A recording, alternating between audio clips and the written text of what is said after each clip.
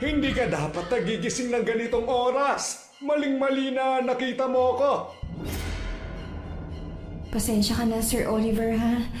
Pero matagal na yung sulat na natanggap mo. Ilang buwan na po ang nakalipas, mag-iisang taon na yata. Wala na po si Don Carpio. Dekadang inilagi ko sa pesting mansyon na to. Ilang taon akong nagtiis sa masamang pag-uugali ni Don Carpio. Pagkatapos ng lahat ng sakripisyo ko para sa kanya, sa'yo lang ipamama ng lahat ng ari-arian niya.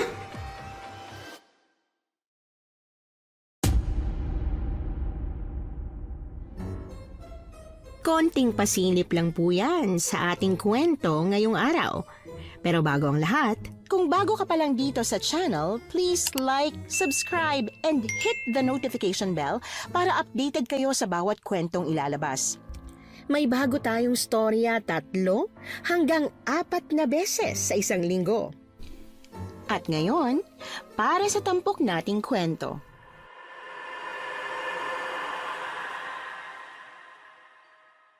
Alam niyo po ba na may mga tao pala talaga na darating sa buhay natin para magbigay ng purpose, kahit panandalian lang. Yung tipong dumating siya ng sandaling panahon, pero yung impact sa buhay mo ay panghabang buhay. At pag nawala na sila, saka mo lang marirealize ang lahat. Magandang araw po, Miss Anne, at sa lahat ng tagapakinig ng inyong channel. Matagal ko na po kayong sinusubaybayan dahil sa mga nakakatuwang tema na merong drama at pag-ibig kahit sa gitna ng banta ng mga aswang. Naging paborito ko na po kayo kasama ng mga trabahador sa hasyenda.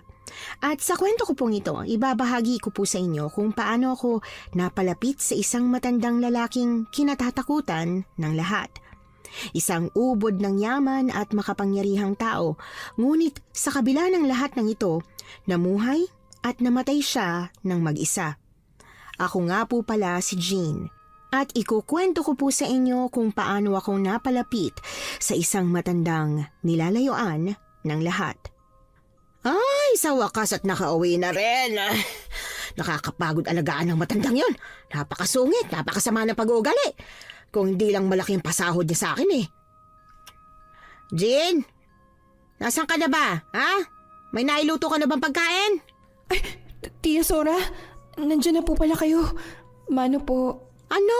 May nailuto ka na bang pagkain? Alam mo, uuwi ako, hindi ba? Ay, naku, pasensya na ho, Tia Sora. Hindi ko po alam na uuwi kayo. Hindi po nasabi sa akin ni Ate Sol. Baka nakalimutan niya kasi marami siyang assignments at projects. Kaya kakaunti lang ho ang nasaing ko at saka nalutong ulam. Oh, ang ibig mo sabihin wala? Wala ho. Hindi naman po ako nagpapasobra ng pagkain dahil napapanis lang din. Ayoko naman pong masayang ang perang pinaghihirapan ninyo. Ay, Diyos ko naman, Jean. Sa lahat ng araw, ngayon pa talaga nawala ng pagkain. Ay, naku, gutom na gutom pa naman ako. Sa susunod, tanungin mo si Marisol kung kailan ang uwi ko para makapaganda ka naman. Pasensya na ho, Tia. Ayaw nga pala. Nakahanap ka na ba ng trabaho, ha? Hindi pa po eh. Mahirap po pala maghanap ng trabaho, no? Abay, mahirap talaga kung maselan ka sa paghahanap ng trabaho. Baka naman kasi ang gusto mo, manager ka agad, kahit na high school graduate ka lang. Ay, hindi naman po, Tia. Ang totoo nga po niyan, ilang trabaho na po ang inaplayan ko. Nagpasa na po ako ng mga bio data sa isang school para maging janitress at sa katindera sa palengke, sa bakery, tagapagbantay ng computer shop at kung ano-ano pa po. Pero hindi po ako natanggap. Eh, Diyos ko, hanggang kailan ka pala magiging tambay dito sa bahay? Nako. Ilang taon na kitang pinag-aaral, ha? Ha? Napagtapos pa kita ng high school. Aba, ang swerte mo naman na talaga, ano? Huwag po kayong mag-alala. Hanggat wala pa po akong trabaho, ako naman po ang kikilos dito sa bahay.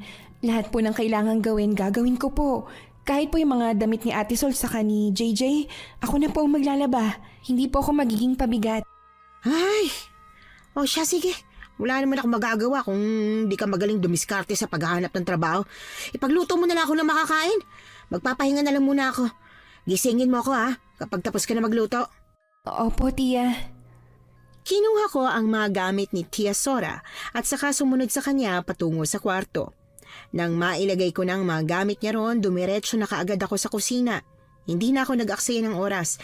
Nagluto na kaagad ako ng ulam at nagsaing ng kanin. Gumraduate ako ng high school nitong nakaraang 2 buwan pero hanggang ngayon, hindi pa rin ako makahanap ng trabaho.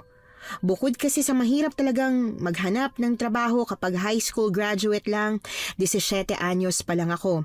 Wala pa ako sa legal age para makapagtrabaho. Pekein ko man ang edad ko, hindi pa rin ako makapasok. Petite kasi talaga ang katawan ko. Parang mas bata pa kaysa sa tunay kong edad.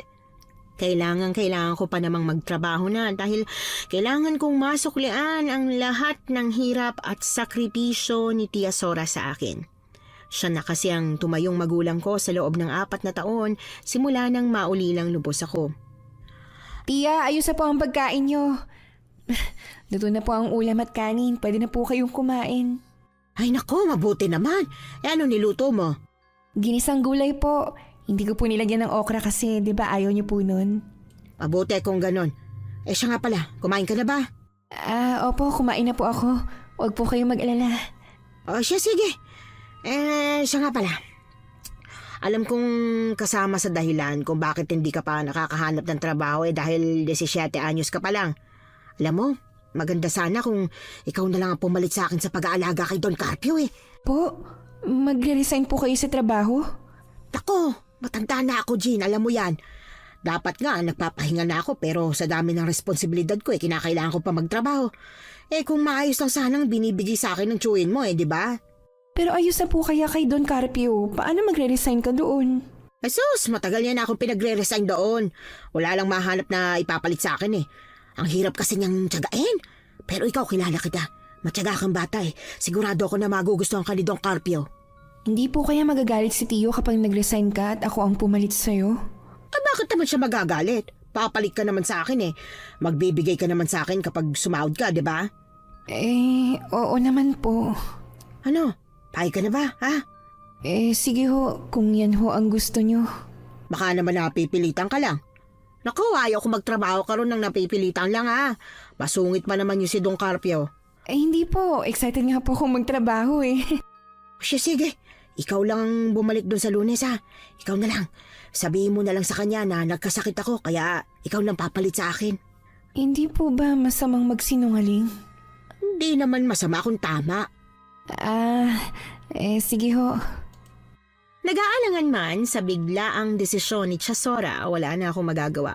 Kahit naman kasi hindi ko gusto, kukonsensyahin niya lang din naman ako. Hindi ko kilala si Don Carpio, pero base sa mga kwento ni Tia Sora, masungit na matanda siya. Ang sabi sa akin ng tiya ko, walang may gustong mag-alaga dun sa matanda kahit na napakayaman niya. Lunes ng madaling araw, bumiyahe na kaagad ako patungo sa hasyenda ni Don Carpio. Sa kabilang baryo lang naman yon kaya mabilis lang din akong nakarating. Dapat daw kasi naroon na ako ng saktong 6:00 ng umaga. Dahil 7:00 hanggang 8:00 nagigising si Don Carpio. Kailangan ko pa siyang ipaghanda ng makakain niya. Maraming habilin si Tia Sora, lalong-lalo na sa pagkain ng matanda. Maraming bawal, katulad na lang ng mga bawal na bawang at asin. Kung iisipin para siyang aswang dahil talagang yun pang bawal sa kanya. Pero ang sabi ni Tia Sora, bawal sa kanya dahil marami na itong sakit. Na nakumpirma ko nang sa wakas ay nakilala ko siya. Sakay ng isang wheelchair ang isang matandang lalaking may maputlang balat. Ang kanyang buhok ay puro puti na. Kung susumahin, siguro nasa higit 80 na ang edad niya. Sino ka? Nasaan si Sora? Magandang umaga ho, Don Carpio. Ako nga po pala si Jean. Pamangkin po ako ni Tia Sora. Nagkasakit po si Tia kaya hindi na po siya makakapagtrabaho. Mahihirapan pa raw po siya na makahanap ng ibang kasambahay para sa inyo. Kaya ako na lang po ang pinadala niya. Ay, parang 12 anyos ka lang nako, hindi ako nagpapatrabaho ng mga menor de edad. Umuwi ka na. Sabihin mo sa tiya mo, maghanap muna ng bagong kasambahay bago siya umalis. Ha? Ay naku ho, mukha lang po talaga akong bata pero magdi-18 anyos na po ako. Gusto ko ng katunayan na hindi ka na nga minor. Po? Pero naiwan ko po kasi yung birth certificate ko sa bahay. Wala naman po kasing sinabi si Tia Sora na dalhin ko. Oh, edi ano pang hinihintay mo? Umuwi ka na. O sige po. Pero nakapaghanda na po ako na makakain ninyo. Ang sabi ni Tia, paborito niya raw po ang vegetable salad kaya yun po ang hinanda ko. Ganon ba? Malayo pa bang uwian mo? Sa kabilang baryo ho, nakatira po ako sa bahay ni Tia Sora. Malapit lang naman pala eh. O siya, umuwi ka na. Pero Don Carpio, ano po kasi may problema. Kung ano mang problema mo na yon. Wag mo na akong idamay. Wala po kasi akong pera. Pamasahe lang ibinigay sa akin ni Tia. Di maglakad ka. Problema ba yon? Ang mga kabataan ngayon tamad na maglakad. Samantalang kami noon ilang bundok ang tinatawid pero hindi naman kami nagre-reklamo. Sige ho, dalhin ko po ang birth certificate ko pero ang totoo po niyan, 17 pa lang po ako. Sa June pa po ako magde-18. Oh, bakit nagsinungaling ka? Kasi po nagagalit na kayo. Ayoko sa lahat, yung mga sinungaling. Kaya mo bang hindi magsinungaling kung magtatrabaho ka sa akin, ha? Hindi naman po ako sinungaling. Natatakot lang po ako kasi kailangan ko po talaga ang trabaho. Pero kung ayaw niyo po talaga akong pagtrabahuhin dito, wala naman po akong magagawa. Sige ho, uuwi na lang po ako. Huwag ka nang umuwi. Ihanda mo na ang mainit na tubig ko para pagkatapos kong kumain, makapaligo na ako. Aha? Talaga ho? Oh, ayaw mo ba? Syempre gusto ko po.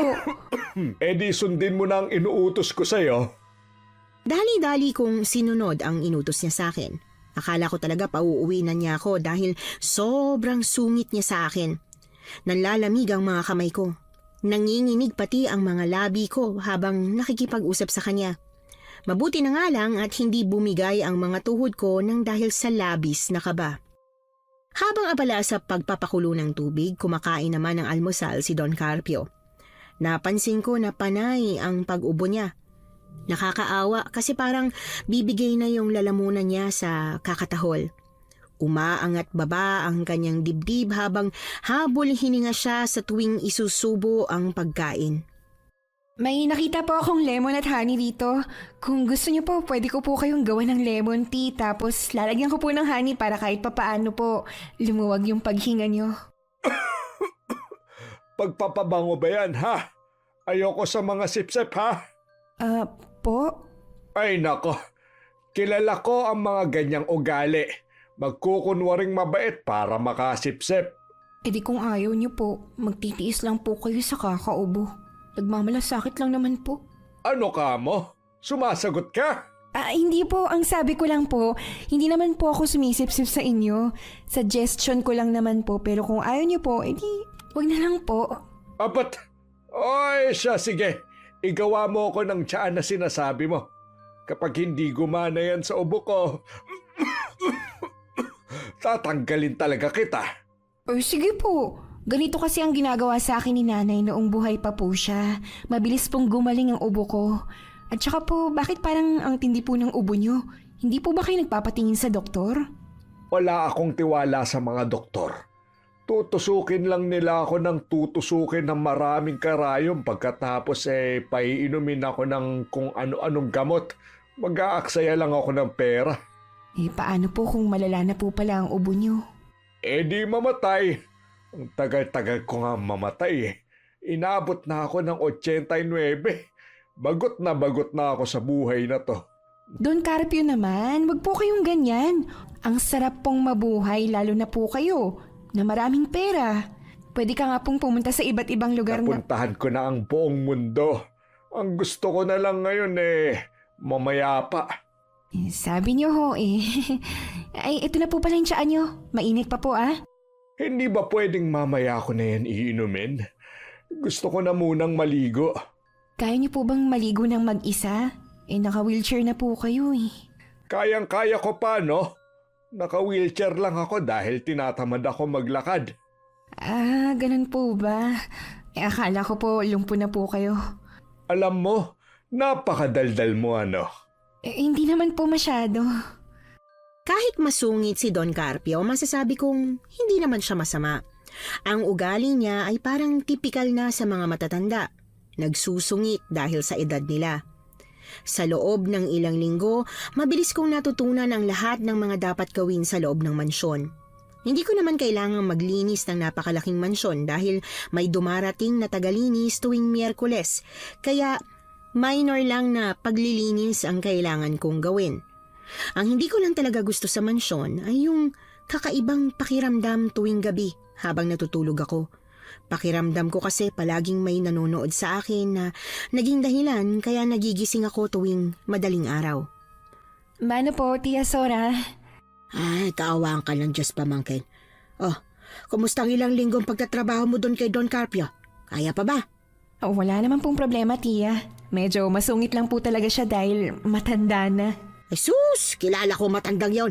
Napakasungit, kaya imposibleng hindi mo kaiinisan. Oh, ganun po ba talaga siya nakakainis? Parang hindi naman po.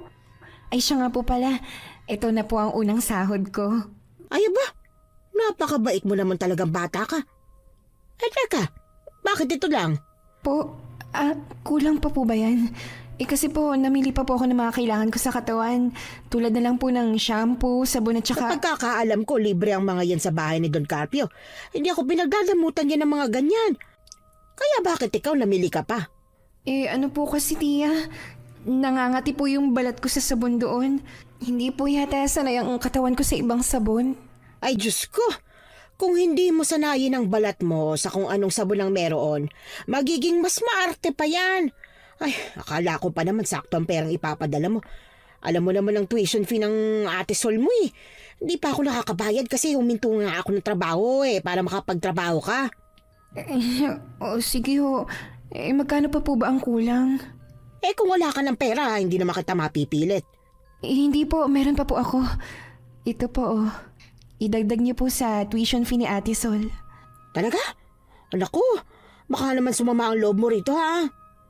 Hindi naman po. Ayos lang. Mas kailangan mo po yan sa pag-aaral ni Ate Sol. Siya po ang pag-asa nating unang makakagraduate ng kolehiyo sa pamilya. Kaya dapat po natin siyang suportahan. Ay, ang bait talaga ng pamangkin ko. Salamat ha. O siya, sige na at pumasok ka na sa kwarto mo. Tia, may ulam pa po ba tayo? Ay, naubos na. Kung nagugutom ka, magluto ka na lang ng itlog at may kanin pa naman doon. Sige ho. Alam kong ganito ang mangyayari kapag nagsimula ako magtrabaho, na iaasa sa akin ni Chasora ang lahat, na ipaparamdam niya sa akin ang bigat ng utang na loob ng pagpapalaki niya sa akin. Hindi man niya direktang sinasabi at ginagamitan niya pa ng mga mabubulaklak na salita, ramdam na ramdam ko naman. Kaya nga ang ginawa ko, sinadya kong liitan ang perang unang ibinigay ko sa kanya, para kung sakali man na magpapadagdag siya, konti lang din ang idadagdag ko. Hindi ko alam kung tama ba ang mindset ko, pero sa tingin ko kasi deserve ko rin na may sariling ipon. Pangarap ko rin namang makaalis sa poder nila. Sa totoo lang, napapagod na rin akong maging sunod-sunuran, at para magawa ko yon, kailangan kong makapag-ipon ng sariling pera. Ilang araw ang lumipas at unti-unting bumait sa akin si Don Carpio. Hindi na siya palaaway. Naging palakwento pa nga siya sa akin. Nahilig din siyang mamasyal sa hasyenda at panoorin ng mga nagtatanim na magsasaka. Bagay na hindi naman niya ginagawa noon. Alam mo ba kung ilan ang trabahador ko rito sa hasyenda? Medyo malakas din po pala ang trip niyo, no?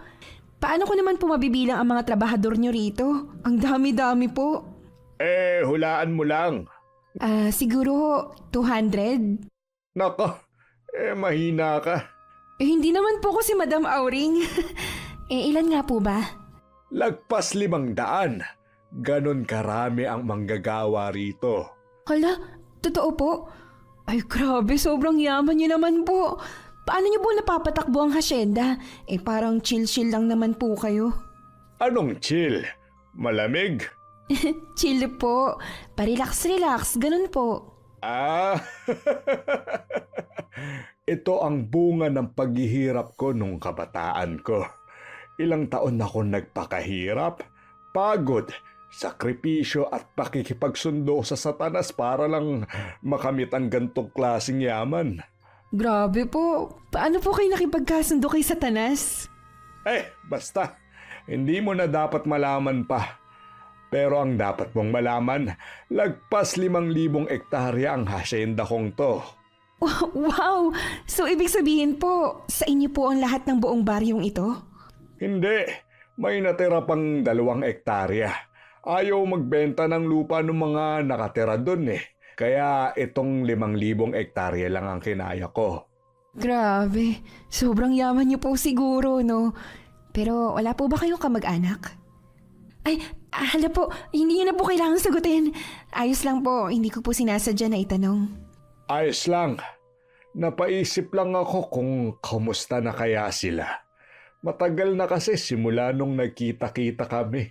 Malamang patay na ang panganay kong kapatid pero hindi ako sigurado sa bunso. Wala po ba kayong asawa o anak? Asawa? Wala ako nun. Masyado kong in-enjoy ang buhay binata kaya eto ako ngayon. Pero ang alam ko may anak ako eh. Po? Hindi po kayo sigurado? May anak ako. Nakakasama ko siya noon. Hanggang 12 anyos siya. Kaya lang nung mahuli niya kung ano ang tunay kong pagkatao, siya na mismo ang nagsabi sa nanay niya na iwan ako. Mula nun, hindi na niya ako dinalaw pa. Grabe naman po. Parang ang sama naman po niya. Kasalanan ko naman eh. Marami akong bagay na pinagsisisihan, Jean. Mga bagay na dapat hindi ko na ginawa. Mga bagay na dapat ginawa ko. Pero hindi na maibabalik pa ang nakaraan at kahit kailan hindi na rin maitatama pa. Baka po hindi pa huli ang lahat. Gusto niyo po ba tulungan ko po kayong hanapin ang anak niyo? At ano namang magagawa mo? Wala ka namang pera. Ako ngang sandamakmak ang pera hindi siya mahanap ikaw pa kaya. Alam mo, ang nagtatago, mahirap talagang mahanap. Sayang naman po. Ang mabuti pa bumalik na tayo sa mansyon at hinahapo na ako. Sige ho.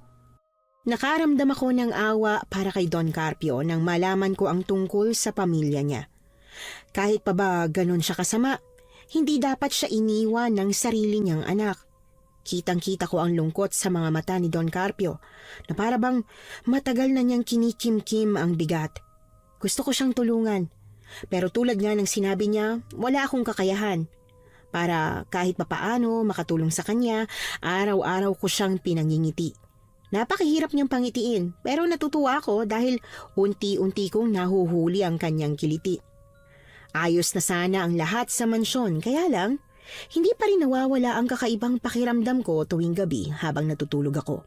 Akala ko noong una dahil lang hindi pa ako sanay matulog sa mansyon pero inabot na ng 2 buwan at ganun pa rin. Isang gabi, nang magising ako 3:00 ng madaling araw, nahirapan akong makabalik muli sa pagtulog.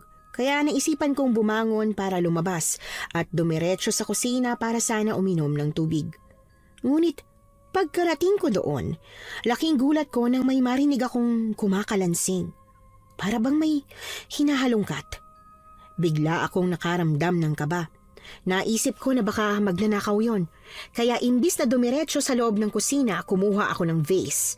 Alam kong mamahalin yon pero mas mahalaga na may hawak akong pandepensa kung sakali mang magnanakaw nga ang makakaengkwentro ko. Dahan-dahan akong pumasok sa loob ng kusina. Nasa harap ng refrigerator ang magnanakaw. Nangangalkal ito ng pagkain. At nang nasa harap na ako nito, kaagad kong itinutok ang vase sa kanya. Sino ka? Anong ginagawa mo rito? Magnanakaw ka, no? Jean! Teka, Bakit Don gising ka pa? Carpio? Ano pong ginagawa niyo? Madaling araw na, kumakain pa po kayo? Ay, Diyos ko, bakit po kayo kumakain ng hilaw na karne ng manok? At saka ang dami niyo pong nakain. Marami pong laman sa ref kanina pagkatapos kong magluto. Hindi ka dapat nagigising ng ganitong oras. Maling-mali na nakita mo ako. Pero Don Carpio, mali rin po na...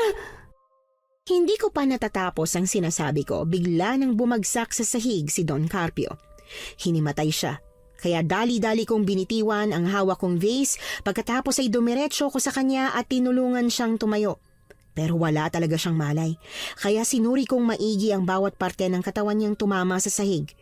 Tiningnan ko kung may sugat ba. Mabuti na lang at wala. Kaya kahit na nahihirapan, binuhat ko siya patungo sa kanyang kwarto. Gusto ko sanang magpatulong sa driver pero ayoko namang makaistorbo pa sa tulog niya. Isa pa, nasa baba lang naman ang kwarto ni Don Carpio dahil nga gumagamit na siya ng wheelchair. Naisip kong kayanin na lang na buhatin siya hanggang sa makarating doon. Grabe. Sobrang bigat niyo po, Don Carpio. Ano ba kasing nangyari sa'yo? Para ka pong nag-stress eating, ang dungis mo. Pati yung hilaw na karne ng manok, hindi niyo po pinalampas. Kahit na wala siyang malay, nagpatuloy pa rin ako sa pagrereklamo habang pinupunasan ang mukha niya. Hindi ko siya kayang iwan ng madungis, kaya nilinisan ko na muna siya. Nang matapos ko siyang punasan, kinumutan ko siya at sinigurong komportable bago ako nagpasyang umalis. Pero bago ko yon nagawa, may napansin ako sa ibabaw ng lamesang katabi ng kama niya. May 3 picture frame doon. Isang picture ni Don Carpio noong kabataan pa niya. Yung isa ay larawan ng 3 tao at isa siya doon. Habang yung isa naman ay si Don Carpio kasama ang isang batang lalaki. Napabuntong hininga ako at napasulyap sa matanda. Mahimbing ang tulog niya ngayon pero ramdam ko na gabi-gabi siyang hirap makatulog. Sana balang araw magkaroon siya ng pagkakataong muling makasama ang pamilya niya. Kinabukasan nagising ako sa karaniwang oras kung kailan kailangan ko ng gumising. Ipinaghanda ko si Don Carpio ng almusal, isang itlog, isang mansanas, at ang naging paborito na niyang lemon na may honey. Ganong almusal lang ay sapat na sa kanya, ewan ko ba. Kaya siguro naghalongkat siya ng pagkain kagabi dahil sa matinding gutom. Jean, iha, may alam ka bang gamot para sa sakit ng ulo? Pakiramdam ko may sugat ang likod ng ulo ko sa sakit Alam niyo po ba kung ano nangyari kaya sumasakit ang ulo mo at parang may sugat? Hindi nga Basta't nagising na lang ako, ganito na kasakit ang likod ng ulo ko. Ibig pong sabihin, hindi niyo po naaalala yung pinaggagawa niyo kagabi? Hindi. Bakit? May ginawa ba ako? Nakita mo ba? Nag-sleepwalk po ata kayo. Kumakain po kayo ng pagkarami-rami kagabi. Kahit hilaw na manok kinain mo, hindi po ba sumakit ang tiyan mo? Sigurado ka ba? Hindi ka lang ba nananaginip? Sigurado po ako. Hanggang ngayon nga ngalay pa rin ang braso ko kakabuhat po sa iyo pabalik sa kwarto. Hinimatay ka po Bakit ba kasi nasa kusina ka pa ng ganong oras? Hindi ba dapat natutulog ka na? Sa kasamaang palad po, madalas po akong magising na madaling araw. Siguro po dahil namamahay po ang katawan ko. Namamahay 2 buwan ka na rito. Ang mabuti pa, kung hindi ka makatulog ng maayos, bumili ka ng gamot para dyan. Ayos lang po ako. Di pa lang po ako komportable sa pagtulog ko sa kwarto rito. Ang mas intindihin niyo po ang sarili mo. Dapat nag-aalala ka dahil sa nangyari po kagabi. Paano po kung nabagok ka na sa susunod? Maswerte pa po kayo, hindi ka napuruhan. Kung mabagok, di mabagok. Problema ba yon? Ipalibing mo ko. Don Carpio naman, wag po nga kayo magsalita ng ganyan. Anong gagawin ko kung nagawa ko ngayon kagabi? Magpatingin po kayo sa doktor para malaman niyo kung anong sakit mo at para mabigyan po kayo ng tamang gamot. Hindi na kailangan. Ang tao, kung mamamatay, mamamatay. Bahala na nga po kayo. Mag-almusal ka na lang po. Teka, saan ka pupunta? Hindi mo ba ako sasabayang mag-almusal? Nagkape at nagpandesal na po ako, Don Carpio. Kailangan ko na po magsimulang maglaba at marami pong labahin. Hindi na siya nagreklamo nang umalis na ako at dumiretso sa laundry area. 1 linggo na rin simula nung sinabayan ko siyang mag-almusal. Ang sabi niya, mas mapapadali daw ang paghuhugas ko ng pinggan kung sabay na kaming kakain. Pero sa tingin ko, hindi yon ang tunay na dahilan. Gusto lang talaga niya ng may kasabay kumain. Ayaw lang niyang aminin. Ilang buwan ang matuling lumipas. Imbis na gumaan ang ubo ni Don Carpio, mas lumalala pa yon ng lumalala. Ilang beses ko na siyang kinausap na ipatingin sa doktor ang ubo niya dahil hindi na umiepekto ang mga herbal na ipinaiinom ko sa kanya, pero talagang matigas ang ulo ng matanda. Hanggang sa hindi na ako nakatiis. Nagpatawag na lang ako ng doktor na siyang pupunta sa mansyon para matingnan siya. Don Carpio, gising na po kayo. Kailangan niyo na pong kumain para makainom ka na ng gamot. Ayokong kumain. Don Carpio naman, hindi po pwede. Narinig niyo naman po ang sinabi ng doktor, di ba? Na may taning na ang buhay ko. Oo. Rinig na rinig ko. Oo nga ho, may taning na. Pero hindi ibig sabihin na hindi na pwedeng pahabain pa. Kung itutuloy-tuloy niyo po ang pag-inom ng gamot, pwede pa raw po kayong umabot hanggang 2 taon. At ano namang gagawin ko sa 2 taon na yon? Sapat na ang 2 buwan sa akin. Gagawin ko ang lahat ng gusto kong gawin sa loob ng mga araw na yon. Paano mo naman po magagawa kung nangihina ka nga? Kayang-kaya ko. Bakit ba palagi mong sinasabing hindi ko kaya? Nasaan ang pagkain ko? Kakain na ako at mamamasyal ako doon sa labas. Samahan mo ko para kung sakaling bigla akong mamatay, may makakakita sa akin. Ay, tigas po ng ulo ninyo. Eh di sayang naman po ang mga gamot na nireseta ng doktor. Hindi ko naman sinabi sa'yo na magdala ka ng doktor dito eh. Napakakulit mo rin kasi. Nag-aalala lang naman po ako sa inyo. Hindi na ako sinagot pa ni Don Carpio. Sa halip ay nagpatulong na siyang bumangon dahil kakain na raw siya at sasamahan ko siyang mag-ikot-ikot sa hasyenda. Pagkatapos niyang kumain, pinilit ko pa siyang uminom ng gamot pero nagmatigas talaga siya. Wala naman akong magawa dahil yon ang gusto niya. Natatakot akong mamatay si Don Carpio dahil sa totoo lang napalapit na ako sa kanya. Masungit man siya at madalas na matigas ang ulo, hindi yon ang nakikita ko. Ang nakikita ko ay isang matanda na napakalungkot. At madalas kapag nakikita ko siyang nagkakaganito, kumikirot ang puso ko para sa kanya. Bakit po dito niyo naisipang pumunta? Sa taniman pa talaga ng mais? Ay, bakit pa? Gusto ko rito eh. Matagal na akong di nakakapunta. Pero nahihirapan po tayo rito. Baka sumabit po ang gulong ng wheelchair mo sa mga dahon. Problema ba yon? Di maglalakad ako. Kunin mo sa kotse ang tungkod ko. Kaya niyo pa po bang maglakad? Sa tingin mo. Ito na nga po. Ito na, nakuha ko na po. Dahan-dahan lang po sa pagtayo. Paano naman ako magmamadaling tumayo? Patawa ka talagang bata ko. Minsan po, nagmamadali kayo eh. Nagmamadaling mahulog ka mo. Tara na. Gusto ko nang makita ang mga mais. Kakaiba rin po talaga minsan ng trip nyo. Sa dami ng pwedeng puntahan, dito pa talaga sa maisan. Kakain po ba kayo ng mais? Ay naku, matatanggal pa po ang pustiso ninyo. Sira ulo ka. Bakit naman ako kakain ng mais? Gusto ko lang pumunta dahil gusto ko siyang maalala. Sino po? Yung anak ko. Hindi ba't nakwento ko na siya sa'yo? Hindi pa po eh. Yung anak niyo po ba mahilig sa mais? Oo. Nung dinadalaw niya pa ako, hindi pwedeng hindi kami pupunta rito sa maisan. Mamimitas kami ng mga mais pagkatapos ay ipapaihaw niya sa tiyahin mo. Nako, araw-araw akong nananabik na makita ulit ang mga ngiti niya habang kumakain siya. Pero habang lumilipas ang mga araw, unti-unti ko nang natatanggap na hindi niya na ako dadalawin pa talaga.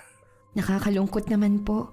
Ganun po ba talaga kasama ang nagawa niyo noon para hindi ka na niya dalawin ulit? Imposible naman pong pumatay kayo ng tao.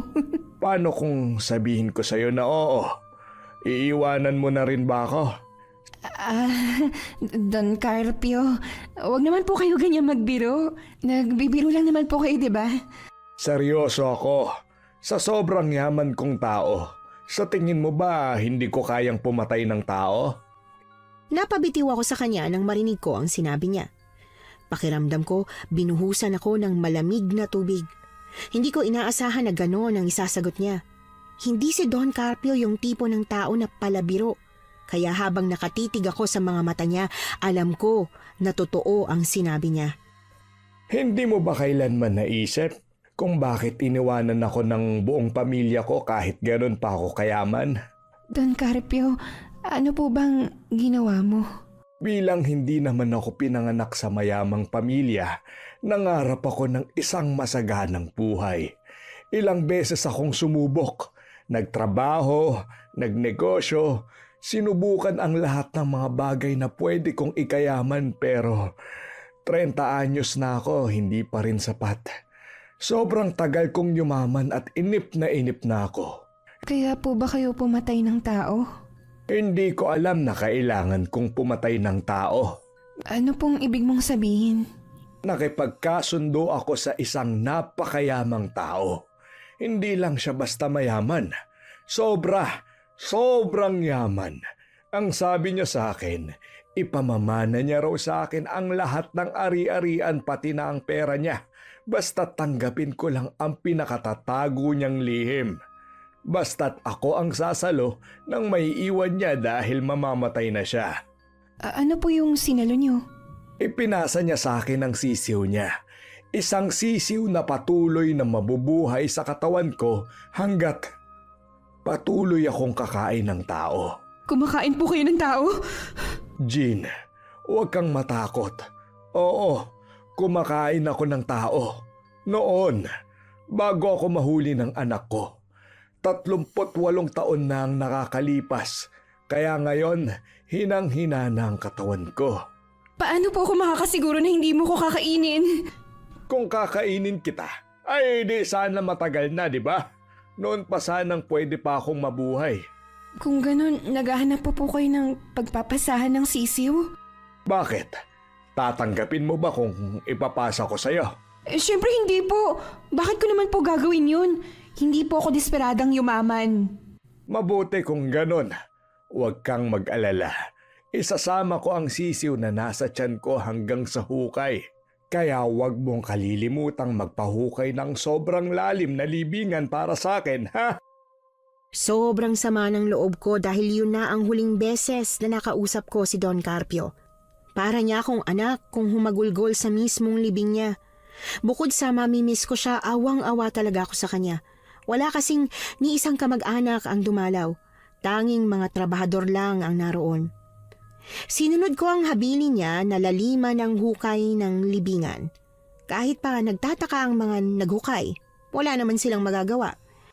Sa likod lang ng mansyon inilibing si Don Carpio ayon na rin sa last will and testament niya. Ay, salamat naman at natapos na rin ang libing ni Don Carpio. Nakakapagod ah. Bakit ba kasi kailangan pa niyang iburol samantalang wala naman siyang kamag-anak na dumalaw? Tia, wag naman po kayong ganyan. Kahit walang dumadalaw na kamag-anak, tao pa rin naman po si Don Carpio.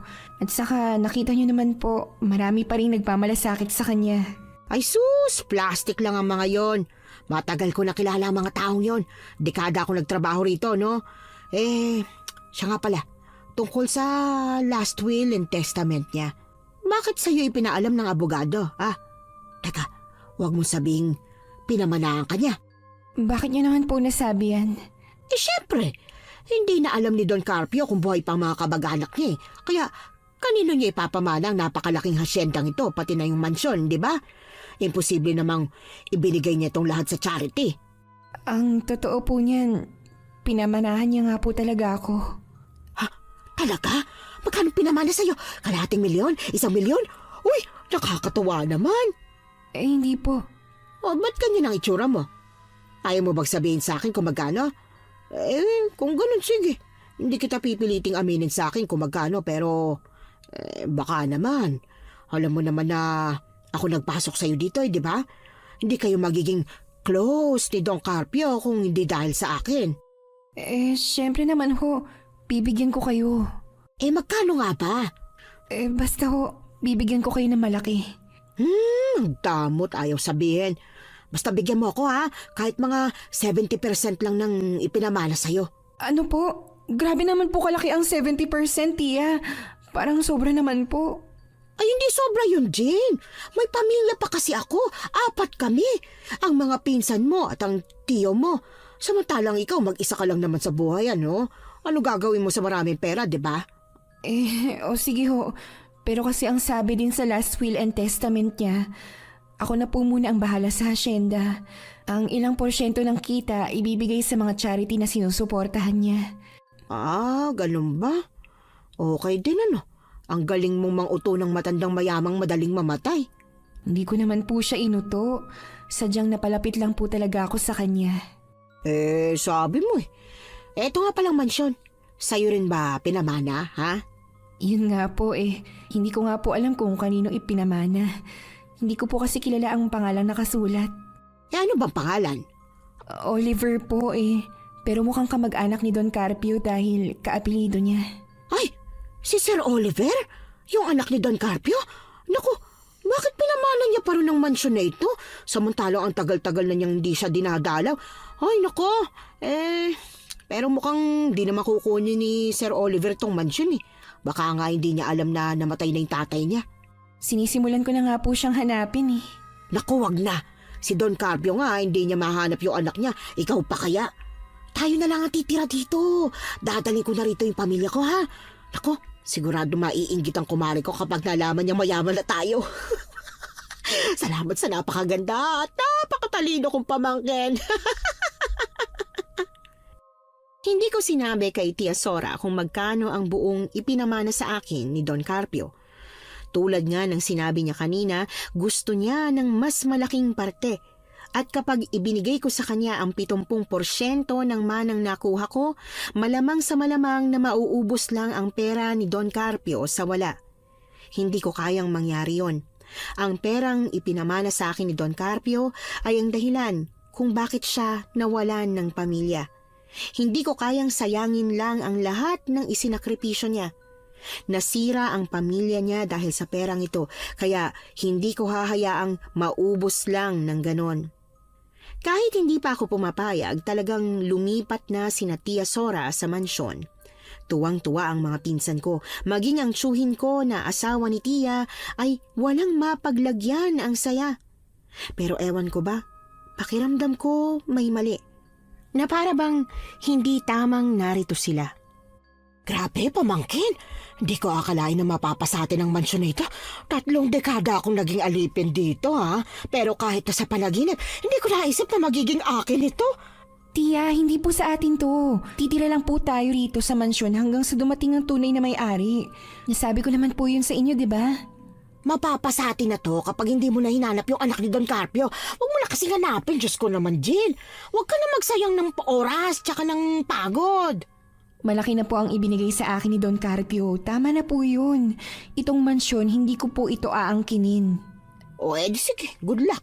Mahanap po sana yung batang yun. Hindi yung magpapahanap ano, takot lang niya. Alam niyo po ba ang tungkol sa pagkatao ni Don Carpio? Abay syempre, ako nag-alaga sa kanya, no? Ako pa nga nagpapakain mismo sa kanya dati. Ay siya nga pala, wala bang lumabas na sisiw sa bibig ni Don Carpio nung namatay siya, ha? Tia, bakit hindi niyo po sinabi sa akin na alam niyong aswang siya? Bayad ang pananahimik ko, no? Pero ngayong patay na si Don Carpio, abay, wala nang dahilan para itago ko pa, no? Hindi na niya ako mapapatay. Ay, teka, nasaan na nga ba yung sisiw? Hindi ko po alam, Tia. Ha? Kaya pala pinalaliman mo ang hukay ni Don Carpio, no? Para hindi makatakas yung sisiw. Ano po bang gagawin niyo kung sakali bang makita niyo nga? Wala. Nagtatanong lang ako. Pero ang mabuti pa, yung porsyento ko na lang ang ibigay mo sa akin. I-deposito mo na lang sa bangko ko, ha? May paggagamitan na kasi ako eh. Salamat, pamangkin. Idineposito ko na nga ang perang gusto ni Tia Sora. Hindi ko sinabi sa kanya kung magkano ang minana ko. Kaya ang ibinigay ko lang ay yung 70% ng 1 milyon. Yun kasi ang inaasahan niya, kaya hindi ko na pinataas pa ang nasa isip niya. Matuling lumipas ang mga araw at wala pa rin akong naging balita tungkol sa anak ni Don Carpio na si Sir Oliver. Kung sino-sino na ang nakausap ko para alamin ang kinaroroonan niya pero wala talaga. Pagkatapos ng ilang buwang paghahanap, sinukuan ko na muna at mas itinuon ang atensyon sa hasyenda. naisip kong baka nga tama si Tia Sora na baka dapat pabayaan na lang hanggang sa isang araw. Jean! Jean! Nasaan ka ba? Tia, ano po nangyayari? Bakit po galit na galit ka? Abay, sino hindi magagalit, ha? Nalaman ko na hindi lang 1 milyon ang minana mo. Baka nga 1 bilyon pa eh. Kaya, bakit 700,000 lang ibinigay mo sa akin, ha? Ganyan ka na ba kakuripot sa akin, Jean? Pagkatapos ng lahat ng ginawa ko para sa'yo, lahat ng sakripisyo at pagmamahal? Tia, saan niyo po ba nalaman ng tungkol dyan? Imposible naman yung abogado niya ang nagsabi. 5,000 ektarya ang hasyendang ito na ikaw ang nagpapatakbo. Ang sabi mo, porsyento lang ang binibigay sa charity kada kikita ang taniman. Ilang porsyento ang sayo, ha? Bakit hindi mo sinasabi sa akin? Hindi ko po sinasabi sa inyo dahil alam ko na ang ganitong magiging reaksyon mo. Hindi po sa akin ang perang ito. Opo, sa akin nga ipinamana pero ayoko naman pong waldasin dahil hindi rin naman ako ang nagpakahirap. Binigay na sa'yo yan. At saka, nagpapatakbo ka ng hasyenda. Ikaw ang nagmamando. Ikaw na mismo ang namamahala. Kaya paano hindi ka nagpapakahirap? Ha? Jean, abay partihan mo naman ako sa kinikita mo sa hasyenda. Para naman kung sakaling aalis na kami dito ng tiyo mo, makakapagpagawa na rin kami ng mansyon namin. O kahit yung isang taniman lang. Yung maisan, akin na lang yun. Tia, mas lalo pong hindi pwede ang maisan. Pinakaiingatan ni Don Carpio yun. Ay, buwiset! Patay na yung matandang yon. Binigay niya na nga sa'yo lahat. Ano pa bang pinag-aalala mo? Pasensya na ho kayo. Pero nakakaistorbo ba ako sa usapan ninyo? Usapan po ba o pag-aaway? Teka, sino ka ba, ha? Bakit bigla-bigla ka nalang pumapasok dito sa pamamahay namin? Pamamahay niyo ho. Pero sa pagkakaalala ko kasi, mansyon ito ni Don Carpio. Pasensya na ho, sir. Pero ano po bang kailangan nyo? Kasi may nagpabot nitong sobre sa akin. Hindi ko kilala kung kanino nang galing pero dito naka-address. Ano ba yung sobre na yan? Teka lang ho. Sir Oliver, kayo na po ba yan? Ikaw ba si Jean? Ang nagpadala nitong sulat na to sa akin? Opo. Masaya po ako na sa wakas dumating na po kayo. Pwede ko ba makita si Papa? Ang sabi mo kasi sa sulat na ipinadala mo sa akin, may malubha siyang sakit. Nasaan ba siya? Nasa kwarto ba? Gusto ko sana siyang makita eh. Ngayon lang nakarating sa'yo ang sulat ko? Ibig mong sabihin, matagal na to? Ang mabuti pa ho, dadali na lang po kita sa kanya. Ay tara na ho. Teka, Jean! Mag-uusap pa tayo, ha? Hindi ko pinansin ang huling hirit ni Tia Sora. Mas pinagtuunan ko ng pansin si Sir Oliver na sa wakas ay nakarating na rin matapos ang ilang buwang paghahanap ko sa kanya.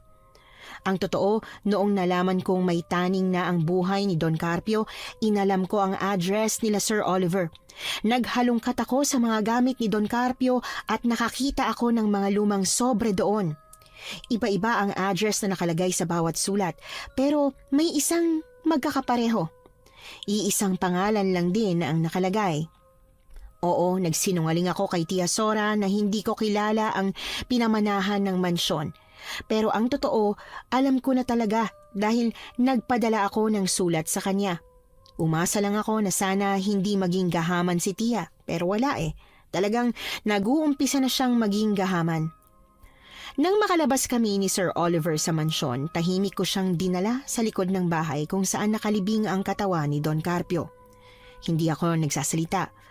Hindi dahil wala akong sasabihin sa kanya, kundi dahil gusto kong nakasentro na muna sa nararamdaman ni Sir Oliver ang mga sandaling yon. Pasensya ka na, Sir Oliver, ha? Pero matagal na yung sulat na natanggap mo. Ilang buwan na po ang nakalipas, mag-iisang taon na yata. Wala na po si Don Carpio.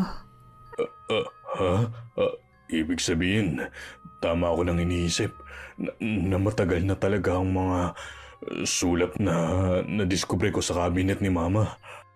Akala ko ba hindi mo alam? Alam ko na, pero umasa pa rin ako na baka bagong dating lang ang nabasa kong sulat.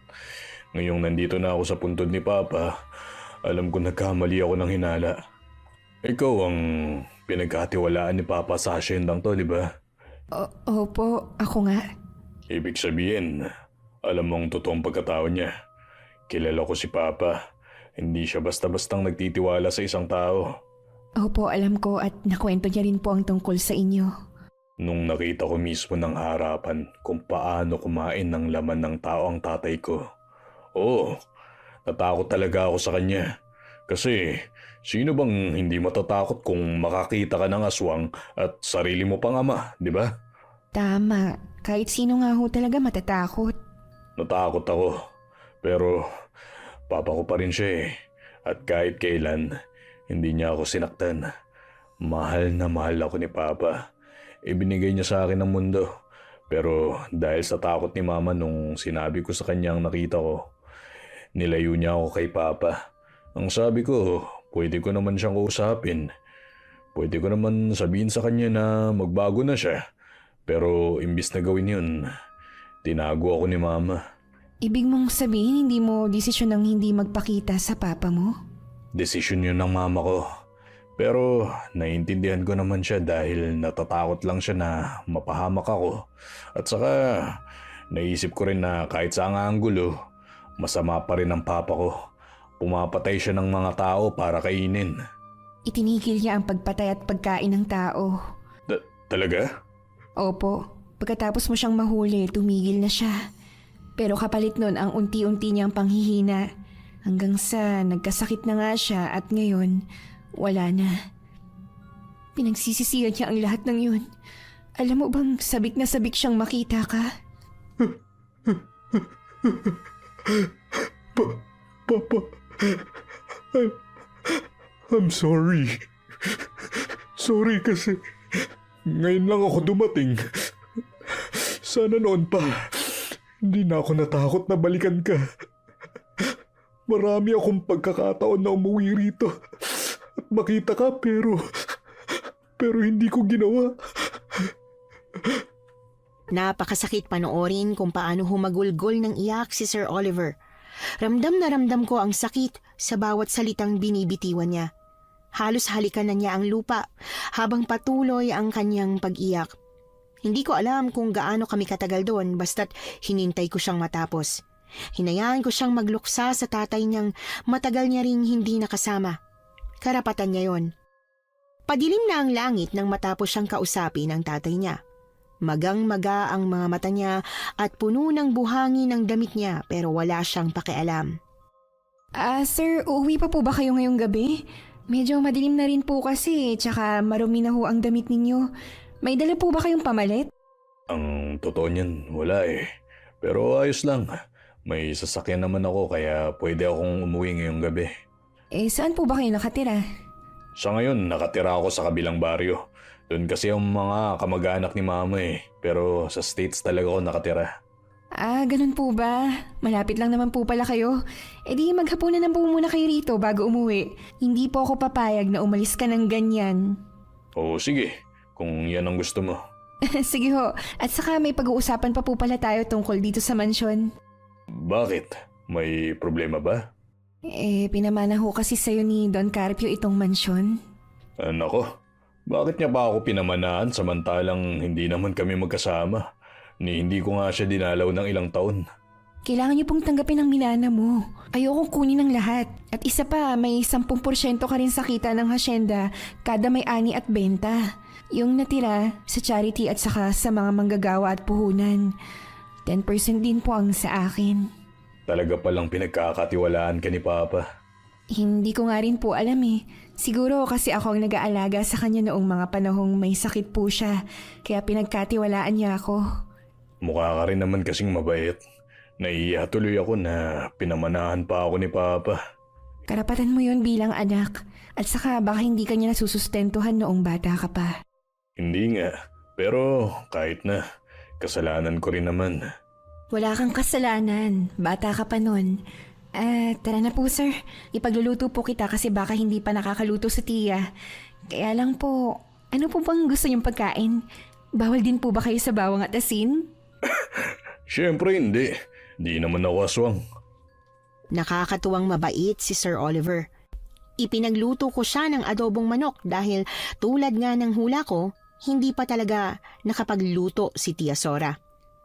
Habang kumakain kami, pinag-usapan namin ang dapat na gawin sa mansyon. Ang sabi niya sa akin, hindi niya raw kailangan ng mansyon dahil may bahay at trabaho siya sa States. Pero tatanggapin niya raw ang porsyento ng kita ng hasyenda. Ang suggestion ko nga sa kanya, bibilihin ko na lang ang mansyon pero ang sabi niya, mas mabuting tirahan ko na lang daw kasama ang pamilya ko. Hindi na raw niya kailangan ng bayad. Napakabait niya talaga. Oh, narinig kong usapan yun ni Oliver ah.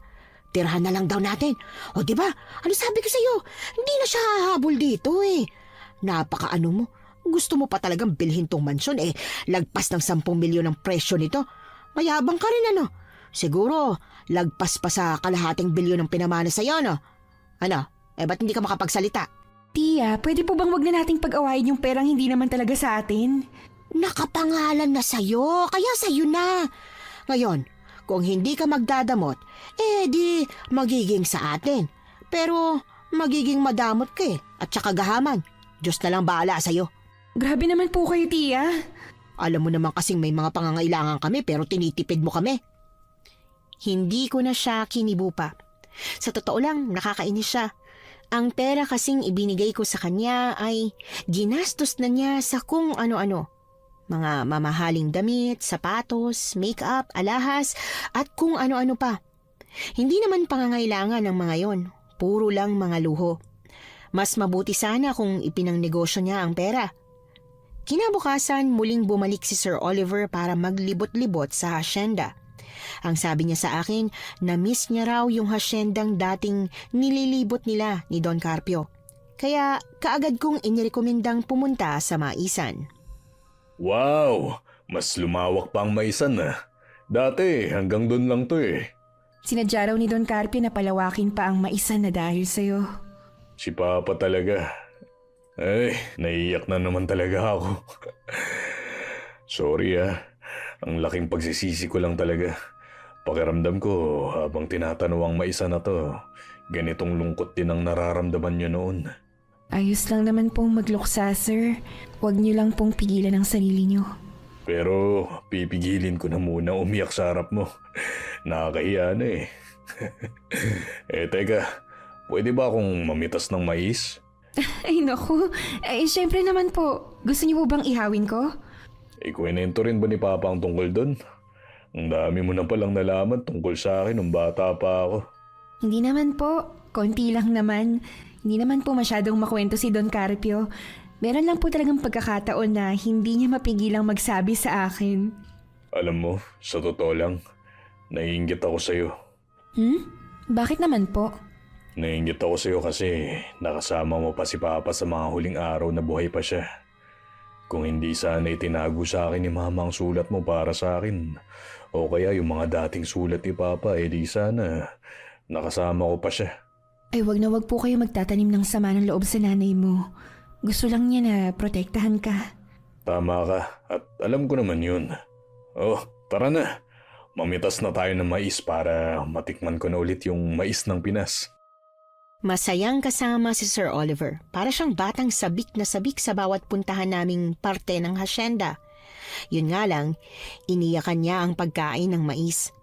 Ramdam ko ang matinding pagkamis niya sa kanyang ama habang umiiyak na kinakain yon.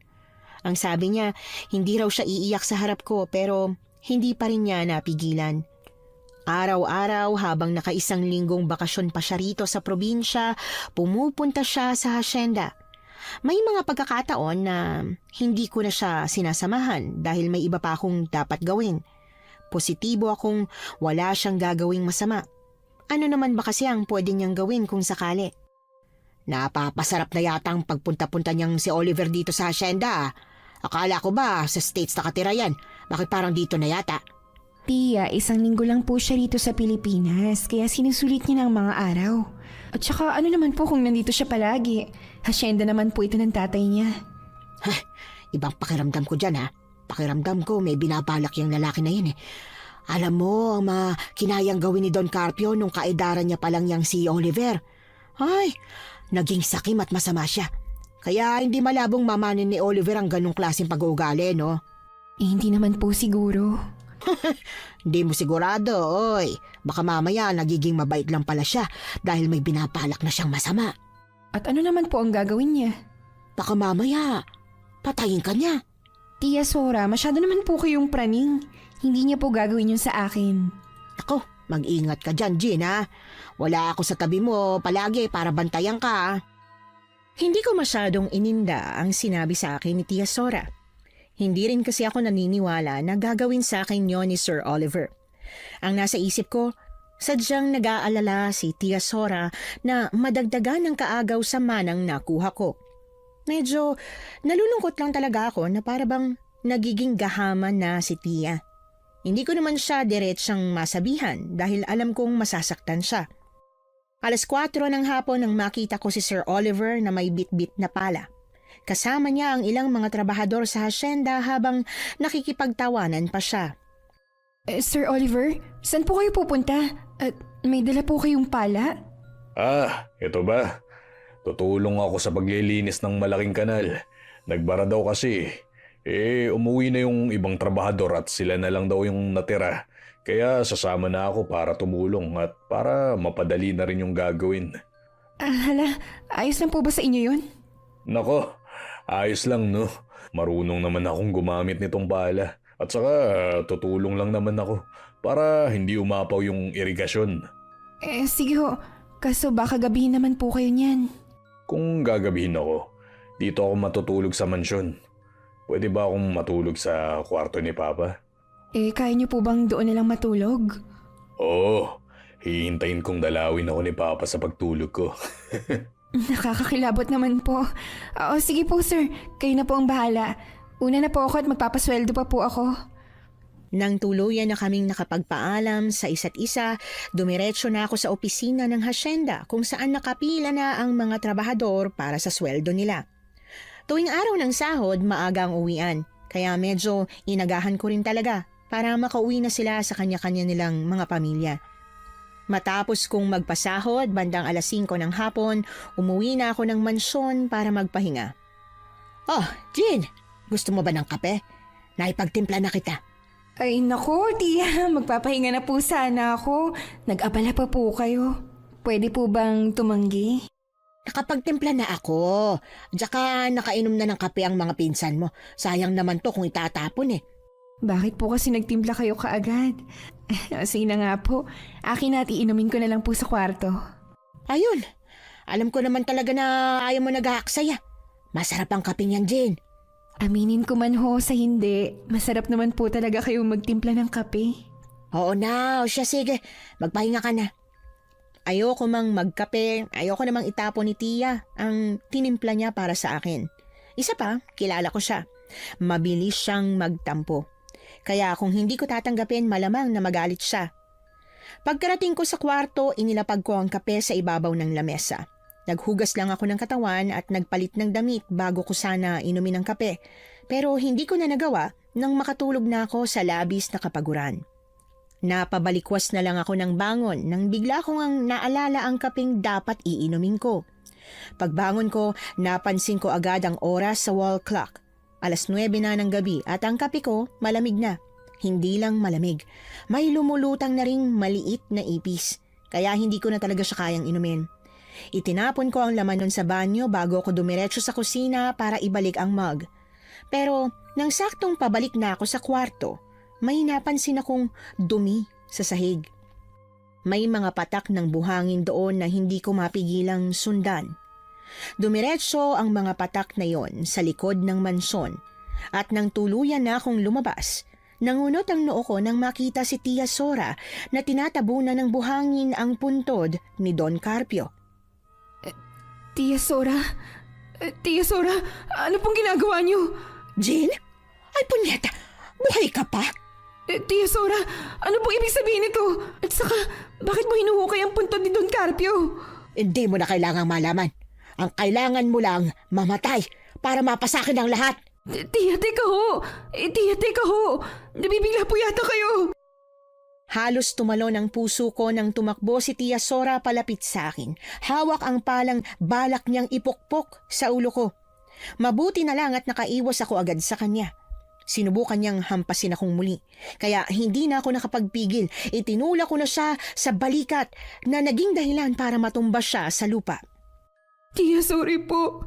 Hindi ko po sinasadya na saktan ka. Ano po ba kasing nangyayari sa inyo? Bakit gusto mo akong patayin? Gusto mo talagang malaman, ha? Mula sa pagkakadapa sa lupa bumangon si Tia Sora. Dinampot niya ang pala at saka ko tinitigan ng masama. Ilang beses ko na siyang nakitang galit pero kahit kailan ay hindi ko pa siya nakitang ganito.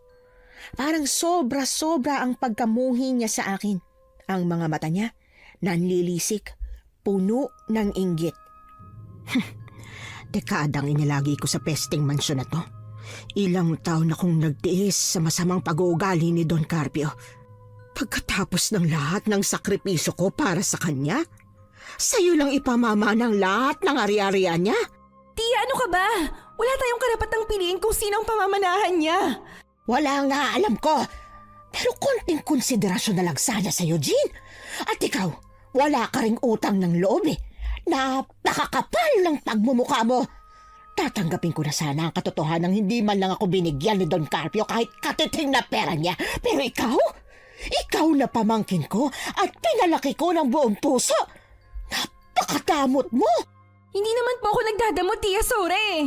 Hindi ko lang ho gustong lustayin ng perang hindi naman ako naghirap. Magdamot ka lang talaga. Muli niyang inangat ang hawak niyang pala at sa kanya yun inihagis sa direksyon ko. Naiwasan ko yun ulit pero hindi naiwasang mahagip ng kaunti ang aking balikat. Iindahin ko sana ang sakit pero nawalan na ako ng panahon nang lumapit siya sa akin at hinablot ang buhok ko. Matigas din kasi ang ulo mo eh. Ang sabi ko sa'yo, inumin mo yung kapeng binigay ko sa'yo pero hindi mo ginawa, hindi ba? Kaya ngayon, matitikman mo tuloy ang sakit ng pagkamatay. Ililibing kita katabi ng pinakamamahal mong amo. Tia Sora, tama na po. Kahit patayin niyo ba po ako ngayon, hindi ko pa rin ibibigay sa inyo ang perang ipinamana niya sa akin. Pagtutudahan din po kayo ng mga tao. Wala akong pakialam. Basta't akin ang lahat ng pera. Nagsabunutan kaming dalawa. Habang pilit ko siyang pinalalayo sa akin, siya naman ang pilit na hinahatak ako palapit sa kanya. Halos umiyak na ako sa sitwasyon naming dalawa. Oo, masasabi kong may masamang pag-uugali si Tia Sora, pero hindi ko kailanman naisip na kaya niya itong gawin sa akin, na handa siyang patayin ako sa ngalan ng pera. At dahil hindi naman na ganoon kalakas ang pangangatawan niya, nagawa ko siyang itulak. Pagbagsak niya muli sa lupa, inayos ko ang buhok ko saka pinunasan ng magkabila kong pisngi dahil sa mga luhang iniluha ko. Papatawarin ko po kayo, Tia. Bibigyan ko po kayo ng perang hinihingi ninyo. Pero wag na wag po kayo magpapakita sa akin. Umalis na po kayo rito at magpakalayo-layo. Ano? At sa tingin mo ba bobo ako? Ang hasyendang ito, hindi na uubos ang pera, kaya bakit ako aalis? Pakiusap naman po, Tia. Pakiusap, itigil niyo na to. Hindi ako titigil dahil hindi ko kailanman matatanggap na nakahiga ka sa maraming pera habang kami walang-wala. Tia, ano ba? Kasunod ng malakas kong sigaw, ay biglang lumabas si Tio mula sa loob ng mansyon. Halatang kagigising niya lang at tila hindi makapaniwala sa mga nangyayari. Akala ko kakampihan niya si Tia Sora, pero nabigla ako nang galit na dinampot niya ang tiya ko at nanghingi ng pasensya sa akin. Hindi pa rin nagpaawat si Tia Sora. Patuloy pa rin siyang nagpupumiglas mula sa pagkakahawak ni Tio. Bitiwan mo ako, Santiago, para dito sa kinabukasan ng mga anak natin. Gusto ko silang mabuhay, prinsesa. At tayo, hari at reyna. Hindi mo ba yun gusto, ha? Bitiwan mo ako. Tia, pakiusap naman po. Hindi ako papayag na. Hindi na natapos ni Tia Sora ang sasabihin niya nang malakas siyang sinampal ni Tio. Dahil doon, hinimatay si Tia Sora. Sobra-sobra ang paghingi ng pasensya sa akin ni Tio. Ang sabi niya, siya na raw ang bahala at aalis daw sila sa hasyenda bukas ng umaga rin. Nanlulumong pinanood ko sila habang naglalakad papasok sa loob ng mansyon. Gusto kong umiyak. Napakasakit para sa akin na aalis na sila. Kahit papaano, naging kasundo ko naman ang mga pinsan ko. Mahal ko sila. Kaya kong patawarin si Tia Sora. Pero hindi ako sigurado kung kaya ko pa ba siyang pagkatiwalaan pagkatapos ng ginawa niya sa akin ngayon. Tulong! Tulungan niyo ako! Bumalik ako sa ulirat nang marinig ko ang boses ni Sir Oliver na humihingi ng tulong mula sa malayo. Inilibot ko ang paningin ko sa paligid. Sinusubukang hanapin siya. Pero imbis na siya ang mahanap, nangunot ang noo ko nang makita ang isang malaking bagay na lumilipad sa ibabaw mismo ng taniman ng kalamansi. Doon ko rin napansin na gumagalaw ang mga halaman na sinusundan ng bagay na yon. Para bang hinahabol. Tulungan niyo ako! Nang muli kong marinig ang boses ni Sir Oliver, saka ko lang napagtanto na nanggagaling pala doon ang sigaw niya. Natataranta, kinuha ko ang pala at saka tumakbo sa taniman ng kalamansi. Habang papalapit ako ng papalapit, unti-unti kong nakikita kung ano yung lumilipad na bagay na yon. Saglit akong natigilan nang mapagtanto ko kung ano yon. Isa yung aswang. Biglang pumasok sa isip ko kung ano ang nakita kong ginagawa ni Tia Sora kanina. Hinukay niya ang libingan ni Don Carpio at isa lang ang malamang na dahilan. At yon ay kunin ng sisiw para makagawa ng panibagong aswang. Tulong! Hoy! Aswang! Tulungan Ako ang niyo habulin ako! mo! Kahit mahirap tumakbo sa gitna ng taniman ng kalamansi na medyo matinik ang bawat tangkay, pinilit ko. Nang tuluyan kong makita si Sir Oliver, nakaupo na siya sa lupa habang ang aswang na may mahabang dila ay papalapit na sa kanya. Pero bago pa ito makalapit, kaagad ko na tong hinampas ng pala. Agad itong napahiyaw sa matinding sakit at bumaling ang atensyon sa akin. Ano? Ako ang harapin mo! Pumailan lang sa paligid ang malakas na hiyaw ng aswang bago siya tuluyang sumugod sa akin. Nang papalapit na siya, hinampas ko siya sa muka. Pero kahit na nasugatan, pilit pa rin siyang sumusugod sa akin. Hahampasin ko na sana siya ulit pero nagkamali ako ng pagwasiwas. Lumipad palayo ang pala habang nahawakan niya naman ako sa magkabilang balikat. Pareho kaming natumba sa lupa. Habang pilit niyang inilalabas ang dila niyang matalas para masugatan ako at makain niya. At dahil masyado siyang malakas, nagawa niyang itusok ang dila niya sa balikat ko. Napahiyaw ako ng malakas. Napakasakit, lalo na nang unti-unti niyang idinidiin ang matalas niyang dila sa sugat kong yon. Hindi pa siya nakontento, idiniin niya pa ang mga kuko niya sa balikat ko. Mahapdi, napakasakit, pero mas nangingibabaw sa akin ang kagustuhang mabuhay. Kaya sinubukan kong kumapit sa isang puno ng kalamansi. Sa isang kakaibang pagkakataon, nakapitas ako ng maraming kalamansi at kinuskus ko yon sa dila niya para patigilin siya sa kanyang ginagawa. Nabigla ako nang umusok ang dila nito at mabilis niya itong ipinasok sa kanyang bibig. Jean! Pumikit ka! Ewan ko ba, pero talagang pumikit din ako ng mariin. Kasunod noon ay narinig ko ang malakas na paghampas at ang pagtalsik ng kung anong likido sa mukha ko. Narinig ko pang umigik ang aswang na nasa harapan ko, pero ilang saglit pa, bumagsak na ito sa akin at naamoy ko ang amoy ng nabubulok na bangkay. Nang imulat ko ang mga mata ko, nakita ko si Sir Oliver na hinatak paalis sa ibabaw ko ang aswang. Sa kanya inilahad ang kamay sa akin.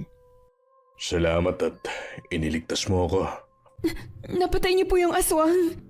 Oo, at mukhang isa rin siya sa mga trabahador ng asyenda. Tingnan mo, unti-unti nagbabago ang itsura niya. Hindi lang pala si Papa ang aswang dito. Sir, si Don Carpio nga lang po talaga ang aswang. Kaya lang mukhang lumipat na sa trabahador niya yung sisiw niya. Anong ibig mo sabihin? Akala ko ba nakalibing si Papa kasamang sisiw? Nakalibing nga. Pinahukay ko ng malalim ang libingan tulad ng huling habili niya pero kanina... Kanina ano, Jean? Kanina po hinukay ni Tia Sora. Pinalak niya po akong patayin at mukhang ikaw, pinala niyang ipakain sa aswang. Gago pala yung tiyahin mo eh. Galit na galit si Sir Oliver. Sa sobrang galit niya, sumugod siya sa mansyon at hinanap si Tia Sora.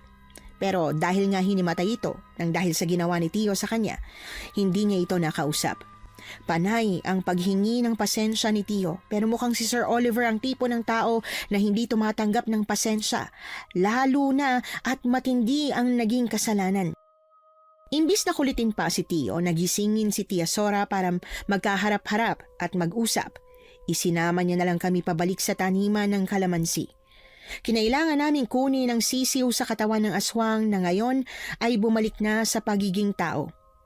Ang masaklap pa, nakakain na pala ng iba ang ginawang aswang ni Tia Sora, kaya 2 tao ang namatay.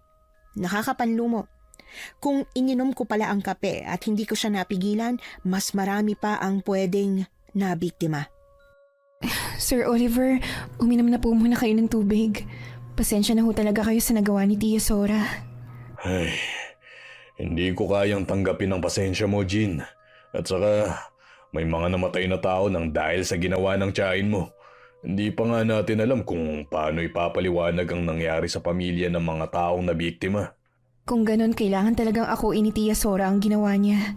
Siya ang pumatay sa 2 taong yun. Tama ka, yan mismo ang pinupunto ko. Pero paano kung magsinungaling siya? O kaya naman sabihin niyang aswang si Don Carpio. Maraming sikreto si Don Carpio na alam ni Tia Sora. At sino namang maniniwala na isang aswang ang tatay ko? Naniniwala nga ako sa kanya eh. Ikaw yun. Mas marami pa rin ang hindi naniniwala. Iisipin lang nilang nababaliw ang tiyahin mo, kaya niya nagawang pumatay ng mga tao. Kung yan ho ang sa tingin mong tamang gawin. Yun ang tama, Jean. Alam kong alam mo yan. Sumang-ayon ako kay Sir Oliver kasi tama naman talaga siya. Tama siya na ang tamang gawin ay ipakulong si Tia Sora. Mabuti na nga lang talaga at mabait si Tio. Nang magising niya si Tia, kaagad niya kaming pinagharap-harap. Galit pa rin talaga siya, nagwawala. At hindi mapigil sa gusto niyang gawin kaya wala kaming ibang pagpipilian kundi magtawag ng mga pulis at ipakulong siya.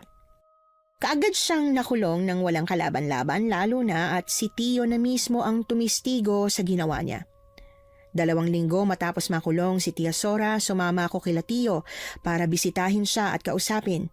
Kahit na alam ko na hindi pa rin naman magbabago ang isip niya. Anong ginagawa mo rito, ha? Dinadalaw ko ho kayo dahil gusto ko po kayong makausap tungkol po sa mga pinsan ko. Sinira mong buhay ng mga anak ko. Inalisan mo sila ng ina. Walang iya ka talaga. Wala kang utang na loob. Manang-mana ka sa nanay mo. Hindi niyo na po kailangang idamay ang nanay ko rito, Tia Sora. Kapatid niyo po siya. Dugo at laman. Kaya bakit po ganyan ang mga sinasabi niyo tungkol sa kanya? Kasi totoo naman. Ano? Pinalayas mo ang mga pinsan mo sa mansyon mo, di ba? Opo, pinaalis ko na po sila pero binigyan ko sila ng pera. Kinausap ko ng maigi si Tio at sinabihan ko siyang magnegosyo o pamahalaan ng isang sakahan sa hasyenda. At pinili niyang magtayo ng sarili niyang negosyo malayo sa hasyenda dahil nahihiya raw po siya sa ginawa mo, Tia. Hindi mo pa rin ba naiintindihan ang sitwasyon? Hindi. Kahit kailan hindi ko maiintindihan ang punyetang dahilan mo para hindi ibigay sa akin ang mga kondisyon na gusto ko. Mag-isa ka na lang sa buhay, pero maramot ka pa. Maging masaya ka sana. Magiging masaya po talaga ako, Tia Sora. Huwag po kayo mag-alala. Naniniwala kong hindi tunay na magiging masaya ang kagaya mong gahaman sa pera. May pera ka nga, wala ka namang pamilya. Samantalang ako, nakakulong man ako rito. Alam ko na may pamilyang dadalaw sa akin. Dadalawin ka nga po ba nila ng madalas, Tia? Baka kasi balang araw, kalimutan ka rin nila. Lalo na't alam nilang naging mas gahaman ka kaysa sa akin. Naging mahirap gawin ang sinabi kong yon kay Tia Sora. Kasi sa totoo lang talagang nahirapan akong mag-move on sa lahat ng mga nangyari. Hindi pala totoo na kapag marami ka ng pera, sasaya ka na ng lubusan. Mas masaya pa rin ang magkaroon ng kumpletong pamilya na magbibigay ng kulay at saya sa buhay mo. Ang pera nakakaalis ng problema at nakapagpapagaan ng buhay, pero yung saya, mahirap hanapin. Para mahanap ko yung sayang gusto kong maramdaman, sinubukan kong mag-aral ulit. Pinagsabay ko ang pamamahala sa hasyenda at ang pag-aaral, bagay na nagawa ko naman. Naging malapit din ako kay Sir Oliver at sa asawa niya na palaging dumadalaw sa hasyenda sa tuwing may oras sila. Congratulations, Jean! Sa wakas at nakagraduate ka na rin sa kinuha mong kurso na business management. Magaling ka naman na sa pagmamanage nitong asyenda pero talagang nag-aral ka pa ha? Siyempre naman po, sir. Ayoko pong malugi ang hasyenda na ipinamana sa atin ni Don Carpio. Aalagaan ko po ng mabuti ang hasyenda na to sa abot ng aking makakaya. Napakabait mo talagang bata. Hindi nagkamali si Papa na sa'yo niya ipinagkatiwala ang asyenda. Nakita niya yung potensyal mo. Salamat po sa pagpuri, sir. Huwag po kayong mag-alala at pagbubutihin ko pa ang pagpapatakbo ng hasyenda. Siya nga pala. Isinama ko yung mga anak ko rito. Gusto ko sanang formal na makilala mo rin sila. Lalo na yung kaedad mo. Po? Nako, may kaedad pa po pala ako na anak mo. Parang imposible naman po yan. Ilang taon na po ba kayo? Ang bata niyo po kasing tingnan. 50 anyos na ako. Pagramdam ko tuloy, 20 years old lang ako kung makabata ka. Ang mabuti pa, pumasok ka na sa kotse para makarating na tayo sa mansyon. Nagluto yung asawa ko ng pagsasaluhan natin. Talaga ho? Nako, hindi na po dapat kayo nag-abala pa. Anong hindi? Pamilya mo kami. Umuwi nga kami rito para sa'yo eh. Sir Oliver naman eh. Huwag niyo naman po akong paiyakin. Totoo naman eh. Halika na. Nasa loob ng kotse ang anak ko. Sana maging tunay na magkapamilya nga talaga tayo. Tinawanan ko lang si Sir Oliver sa sinabi niyang yon sa akin. Tandang-tanda ko yon kasi paano namang hindi? Yun ang dahilan kung bakit nagsimula ang love story namin ng napangasawa ko. Oo, naging asawa ko ang anak ni Sir Oliver. Hindi dahil sa pilitan, kundi dahil talagang nagmamahalan kaming dalawa. Hindi naging mabilis ang love story naming dalawa. May girlfriend kasi siya noong una kaming magkakilala at inis na inis siya sa akin dahil nga pinipilit ni Sir Oliver na maging malapit kami. Pero kalaunan, nang malaman niyang niloloko lang pala siya ng girlfriend niya, sinubukan niya akong ligawan pero ako naman ang may ayaw. Dahil ayoko namang maging rebound. Pero sa hinaba-haba nga naman ng prosesyon, talagang nahulog pa rin kami sa isa't isa. Hindi ko na po ikukwento yung buong love story namin ng asawa ko dahil wala na pong halong aswang. Tuluyan na nga naming naibaon sa limot. Pero alam ko na hanggang ngayon, nasa hasyenda pa rin yung sisiw. Hanggang dito na lamang po, Miss Anne. Sana kahit papaano may napulot kayong aral sa kwento ko. Nagmamahal, Jean. Nagustuhan niyo po ba ang ating kwento ngayong araw? Kung oo ang sagot at hindi mo pa nagagawa, subscribe na. Click the notification bell para updated ka sa tuwing maglalabas kami ng bagong kwento. Click like at mag-iwan na rin ng comment. Masayang-masaya ako tuwing nagbabasa ng messages mula sa inyo. At kung may sarili kayong karanasan na gusto nyong ibahagi sa amin, email lang sa missanhorrorstories@gmail.com. Dire-diretso lang, missanhorrorstories@gmail.com. Malay nyo, sa susunod, yung kwento na ninyo ang binabasa namin para sa ating mga tagapakinig. Hanggang dito na lamang muna at muli po, ito po ang inyong si Miss Anne. Nagpapasalamat sa inyong patuloy na pagmamahal at pagsuporta.